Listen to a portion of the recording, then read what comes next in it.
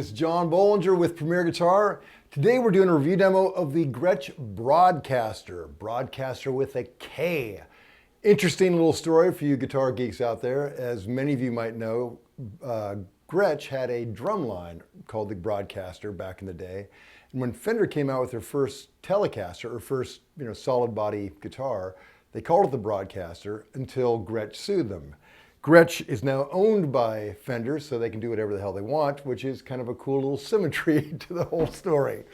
Anyway, I'll tell you all about this guitar after I tell you about how recording it. Just running a cable directly from the guitar into a Fender Supersonic amp. I've got it in the clean channel, flat. Later on, we're going to go to the dirt with a little bit of a mid boost, just because I like mid boosts. Micing with a Royer R121 that's going to an Apogee Quartet and Pro Tools. So that's it. Guitar straight in, blowing and going. So Gretsch has started this new line called the Players Edition, and they really do a good job of modernizing some old issues that Gretsch's have had. In that intro, he's doing a little homage to George Harrison, one of my favorite Gretsch players, and I guarantee that the version of the guitar similar to this, not the same model, but similar to this, had to play pretty rough by comparison. Gretsch has done a great job of improving it. Some improvements they've made, first of all, that I love, the Bigsby is string through Bigsby rather than those awkward little points they have, which I don't know why they didn't switch that a long time ago. In fact, I don't know why they still make the other kind with the pointy things out of it, because these work so much better. Huge improvement there. Way easier to string, and seems to kind of, I don't know if it feels different or the intonation is different, but stringing your guitar like this is so much easier. So love that. Another addition they made are these locking tuners, which from the front they look like like normal kind of Gretsch-esque tuners, although smaller, not the big Imperials. But love the locking tuner, and the two of them together seem to work really well.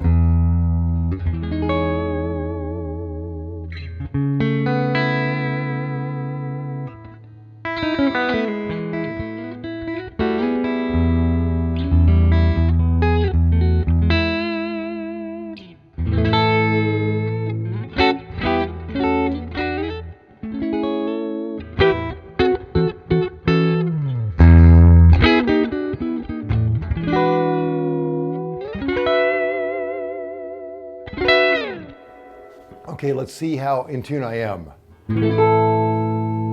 Jeez, not bad, man. This is one of those things where I played that, then stopped the tape and tuned it. This is live, and man, that's close enough for me. I'm never more in tune than that. So it works really well. Other ingredients include these US-made Fulltron pickups. I've been in the neck, and it just sounds great.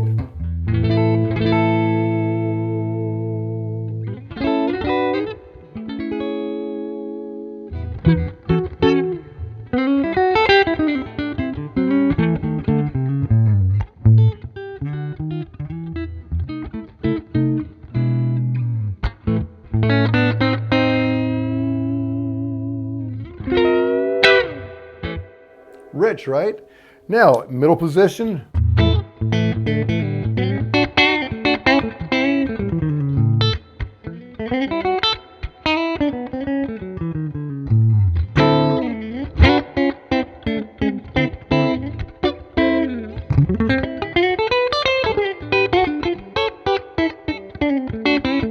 Cool. Then our bridge.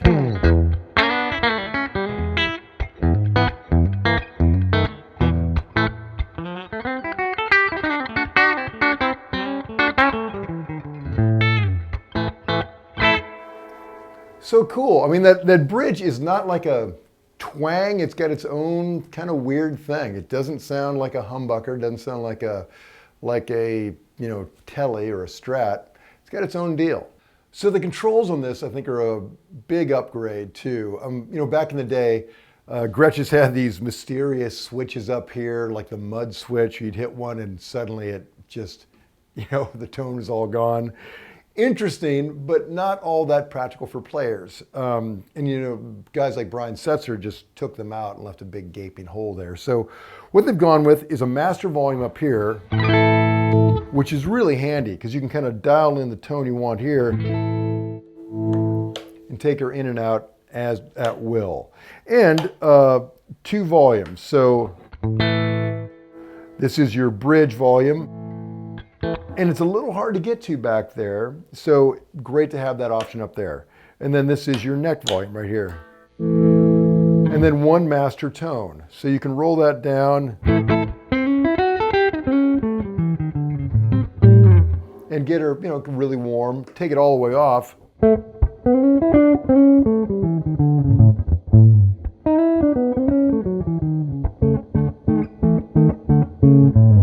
And that's kind of what that mud switch used to sound like.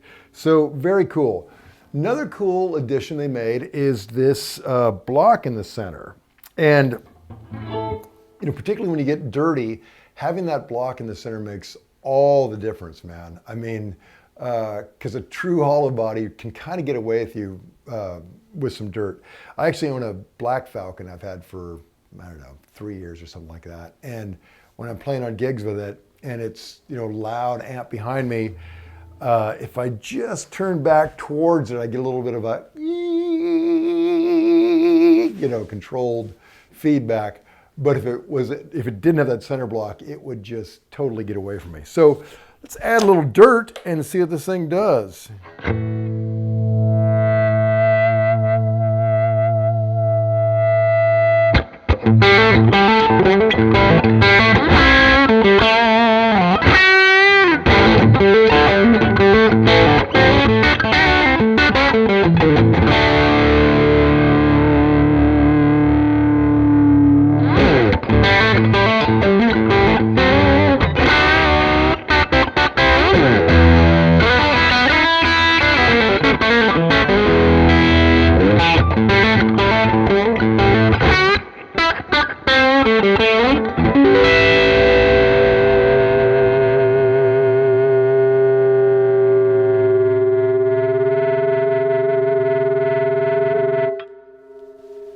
How much fun is that, right? But like I said, without the center block, a lot less control. Let's put a little dirt on that neck and see what that sounds like.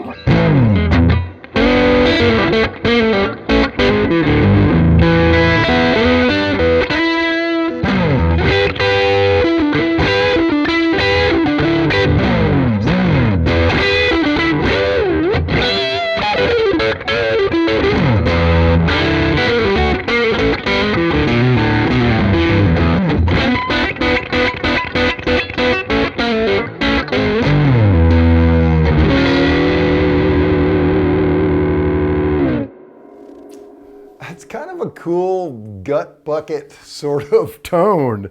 You know, and Billy Duffy would get that great.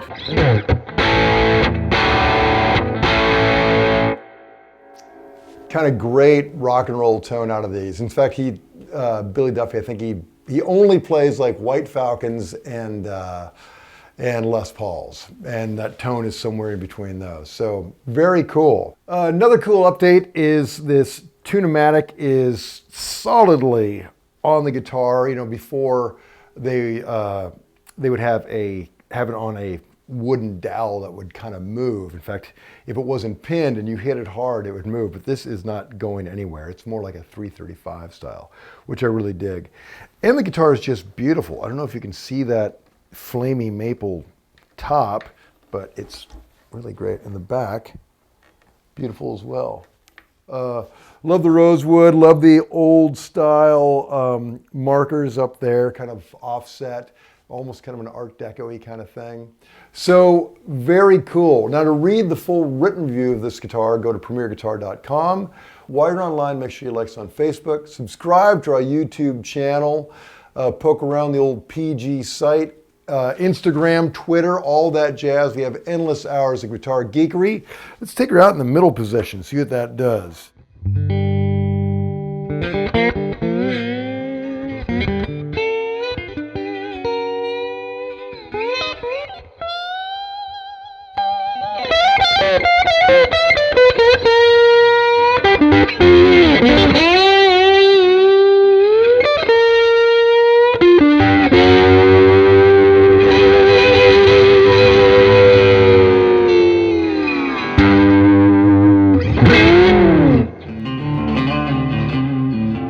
Don't forget to sign up for PG Perks, your all-access pass to exclusive gear giveaways and discounts on PremierGuitar.com.